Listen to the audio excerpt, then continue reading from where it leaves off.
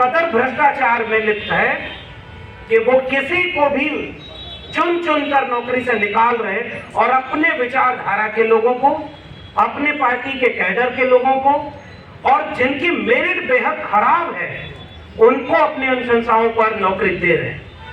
विश्वविद्यालयों को एक विचारधारा और एक सरकार ने अगर महदूद कर दिया तो 90 के बाद जो ये पहली पीढ़ी के वंचित, शोषित, गरीब, कमजोर के बच्चे विश्वविद्यालयों की खेत खलिहान से निकलकर मजदूरी किसानी से कर यहाँ तक पहुंचे हैं, अब उनके लिए एक बर्बाद विश्वविद्यालय खंडहर बन के इंतजार करेंगे।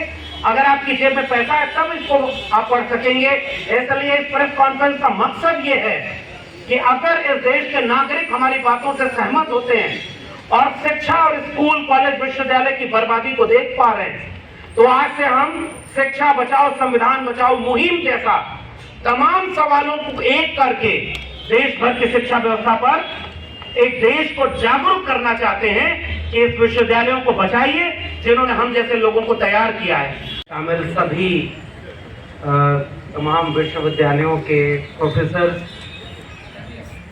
हमारे प्रोफेसर्स होने के साथ साथ मेंबर ऑफ पार्लियामेंट भी हैं और उसी विश्वविद्यालय से जो लोग बने हैं वो सारे लोग इसमें साथ आए हैं।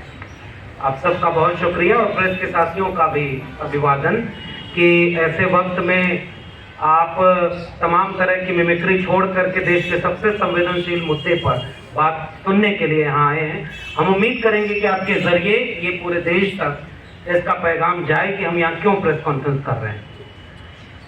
आज के वक्त में एक सस्पेंडेड मेंबर ऑफ पार्लियामेंट बैठे हैं और आज मैं आपके बीच में एक एक्सपर्ट असिस्टेंट प्रोफेसर यानी निष्कासित असिस्टेंट प्रोफेसर आपसे अपनी बात कहने आया हूँ। ये इस समय का माहौल है, इस देश का माहौल है।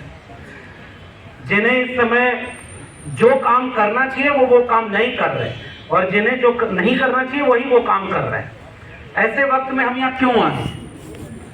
हम असल में इस देश की सबसे जरूरी सवाल शिक्षा के सवाल पर पूरे देश का ध्यान आकर्षित करना चाहते हैं और वो इसलिए करना चाह रहे हैं कि इस समय बहुत सारी बर्बादियां तो दिख रही हैं लेकिन इस देश की सबसे बड़ी बर्बादी जो शैक्षणिक संस्थानों की हो रही है वो शायद इस देश के बाकी लोगों को नहीं दिख रही है लेकिन हमें दिख रही है और हम उसकी बर्बादी के शिकार भी हो रहे हैं। और इसलिए हम ये प्रेस कॉन्फ्रेंस कर रहे हैं। हम इसके आखिर में फिर बात भी करेंगे कि इस प्रेस कॉन्फ्रेंस के बाद क्या होगा। फिलहाल मैं विश्वविद्यालय से निष्कासित किया गया और इसके पीछे क्या वजह है वो लिखित नहीं है और जिन्हें हमारी जगह पर रखा गया उनकी मेरिट पब्लिक डोमेन में नहीं है। इस प्रेस कॉन्फ्रेंस से हम ये जानना चाहते हैं कि बतौर नागरिक या देश के बाकी लोग भी अगर इस बात से सहमत होंगे तो उन्हें भी ये जानने का हक है कि देश के केंद्रीय विश्वविद्यालयों में नियुक्ति प्रक्रिया ये कैसी है कि 4, 6, 10 लोग बैठ करके आखिर में निर्णय ले लेते हैं कि हम किसको नौकरी पर रख रहे हैं। और ये कोई सामान्य नौकरी नहीं है, ये एक विश्वविद्यालय के प्रोफेसर की नौकरी है, सेंट्रल यूनिवर्सिटी के प्रोफेसर की नौकरी है और जो इस कदर भ्रष्टाचार में लिप्त है कि वो किसी को भी चुन चुन कर नौकरी से निकाल रहे और अपने विचारधारा के लोगों को, अपने पार्टी के कैडर के लोगों को और जिनकी मेरिट बेहद खराब है उनको अपनी अनुशंसाओं पर नौकरी दे रहे हैं। और अगर ऐसा होता रहा जिसके शिकार मैं अकेला नहीं, मेरे जैसे दिल्ली विश्वविद्यालय के तकरीबन 1000 प्रोफेसर हुए हैं जो कोई 4 साल पढ़ाया तो कोई 14 साल पढ़ाया, कोई 20 साल पढ़ाया और 24 साल में पढ़ाने वाले लोग नौकरी से निकाल दिए गए। तो जो नियम कायदा बना है उसके शिकार तो वो लोग भी हुए जो कुछ नहीं करते थे, जो जिनकी मेरिट नहीं चेक की जाती। दिल्ली विश्वविद्यालय और देश के तमाम विश्वविद्यालयों में 1 मिनट, 1.5 मिनट, 2 मिनट के इंटरव्यू होते हैं जिनमें कायदे से 2 सवाल भी नहीं पूछे जा सकते, लेकिन उस पर आपकी पूरी किस्मत का फैसला किया जाएगा। एकेडमिक मेरिट का कोई मतलब नहीं। बिहार सरकार में असिस्टेंट प्रोफेसर की नियुक्ति होती है तो 100 नंबर में से 85 नंबर एकेडमिक होते हैं, जो लास्ट मेरिट में जुड़ते हैं 15 नंबर का इंटरव्यू होता है। इंटरव्यू बोर्ड के सामने इंटरव्यू देने कौन आया इसकी कोई पहचान सार्वजनिक नहीं होती और हमारे यहाँ चुन के रखा जाता है कि आजकल सुन रहे हैं दिल्ली विश्वविद्यालय में पर्चियां चल रही हैं। अगर एक रंग की पर्ची है तो इसका मतलब ये कि दूसरे रास्ते आए हैं, दूसरे रंग की पर्ची है तो दूसरे रास्ते आए। इसलिए हमने जो प्रेस विज्ञप्ति में मांग बनाई, पहली ही बात है कि देश के विश्वविद्यालयों पर एक सरकारी विचारधारा का हमला हो रहा है और जो लोग उस विचारधारा से असहमत हैं उनको विश्वविद्यालयों से बेदखल किया जा रहा है। एक तरफ वो प्रोसेस फॉलो कर रहे हैं तो हमारे जैसे हजारों लोगों को बेदखल कर रहे हैं और दूसरी तरफ जब वो अनैतिक होते हैं तो हमारी साथी डॉक्टर रितु की तरह झूठे आरोप लगाकर, गलत तरह के दस्तावेज लगाकर उन्हें बेदखल कर देते हैं। विश्वविद्यालय आज के तारीख में यहाँ पहुंचे हैं, अमृत काल चल रहा है, विश्वविद्यालयों का ये हाल है। हम दूसरी मांग अपने प्रेस कॉन्फ्रेंस में इस प्रेस विज्ञप्ति में रखना चाह रहे हैं कि जो नियुक्ति प्रक्रिया है बेहद घटिया है, भ्रष्टाचारी है और भेदभावकारी है। इसलिए हम इस तरह की तमाम चीजों के ऊपर गहरे सवाल खड़ा करना चाहते हैं। ये नियुक्ति प्रक्रिया बेहद कम मेरिट वाले लोगों को, मिसाल के तौर पर मैंने बाद में ये कहना शुरू किया कि मेरी मेरिट में एपीआई स्कोर 96 है। कुछ ऐसे भी लोग होंगे जिनका 98 होगा, 100 होगा, उनको निकाल करके 50 एपीआई, 52 एपीआई वाले किसी अपने प्रोफेसर के रिश्तेदार को, किसी पार्टी के कैडर को ये दिल्ली विश्वविद्यालय में अगर नौकरी दी जा रही है तो इसके दो सवाल हैं कि अगर नौकरी दी जाती है तो वो हमारी मेरिट चेक कर दी जाती है या हमारी विचारधारा देख कर दी जाती है। हम इस देश के नागरिकों की तरफ से ये सवाल देश की सरकार से पूछना चाहते हैं। और दूसरी बात, अगर मेरिट देख करके नौकरी दी जा रही है तो वो जो कम मेरिट के लोगों को असिस्टेंट प्रोफेसर आप यूनिवर्सिटीज में बना रहे हैं, आप लाखों बच्चों का भविष्य अंधकार में ढकेल रहे हैं। और अभी हमारे साथी एकेडमिक काउंसिल की मेंबर माया जी ने बताया भी, बच्चे लिख करके कंप्लेन कर रहे हैं कि इस टीचर को पढ़ाने नहीं आता, क्योंकि मेरी जगह में जिन्हें नौकरी दी गई उन्हें स्कूल से ला करके वहां रख दिया गया। तो वो किसके लिए विश्वविद्यालय बर्बाद किए जा रहे हैं? जो बच्चे वहां पढ़ रहे हैं। और उसके बाद हमने ये सवाल उठाया कि तमाम तरह के भेदभाव किए जा रहे हैं, पाठ्यक्रम बदले जा रहे हैं। न्यू एजुकेशन पॉलिसी कहती है कि 40% सिलेबस ऑनलाइन मोड में चला जाएगा। उसके बाद वो कह रहे हैं कि स्वयं ऐप के बाद हेपा बनेगा, लोन लेकर के आप पढ़ाई करेंगे। अगर आपकी जेब में पैसा है तो पढ़ाई कर सकते हैं।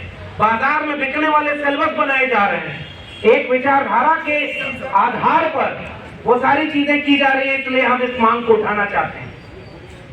90 के बाद ये आखिरी बात कहूंगा, जो कि बाकी बहुत सारे लोग मेंबर ऑफ पार्लियामेंट हमारे बीच में हैं, विश्वविद्यालयों से जुड़े हुए लोग हैं, बहुत ज्यादा बातें न कर करके आखिरी बात, पूरे देश में शिक्षा व्यवस्था चौपट हो रही है।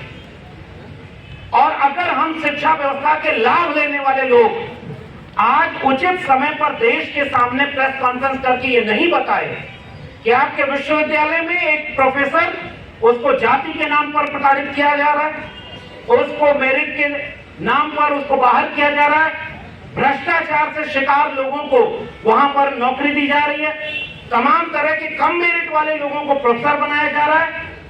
और ये पूरा का पूरा विश्वविद्यालय जिसमें 90 के बाद पहली बार तो देश के वंचित शोषित बच्चे विश्वविद्यालय की दहलीज तक पहुंचे, पहली बार वो व्यवस्थित तौर पर प्रोफेसर बनने वाले हैं। तो झंडे वालान से जो मेरिट आ रही है वो इस विश्वविद्यालय को कहां छोड़ेगी।